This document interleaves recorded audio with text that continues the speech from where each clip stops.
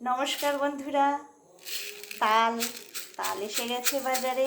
এবার হবে তালের বড়া। চিনি দিয়ে দিলাম, এবার একটা সুজি দিয়ে দিলাম, এবার একটা আমল দুধের প্যাকেট, দুধ দিয়ে দিলাম, একটু কিছু মৌরি, এবার একটু ময়দা। এবার ভালো করে মেখে, তালটা খুব সুন্দর করে মেখে নিয়েছি। এবার আমি তালের বড়াটা তৈরি করব। তেল গরম হয়ে গেছে,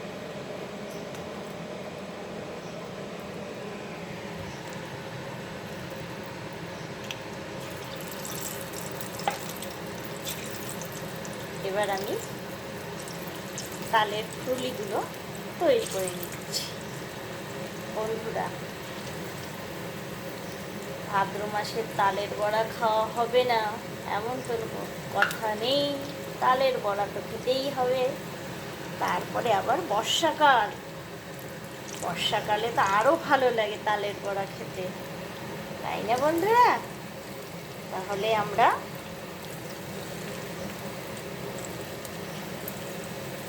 তালের বড়া খাবো। তারপরে আবার সামনে আবার জন্মাষ্টমী। বন্ধুরা, কী করে তালের বড়াটা তৈরি করতে হয় সেটা তো আমার দেখাতে হবে না?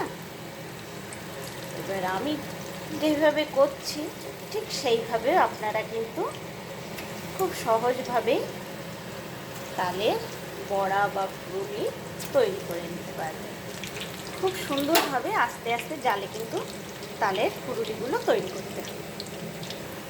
একদম রসগোল্লার মতো লাগবে, তাই না বন্ধুরা? এইবার আমি তুলে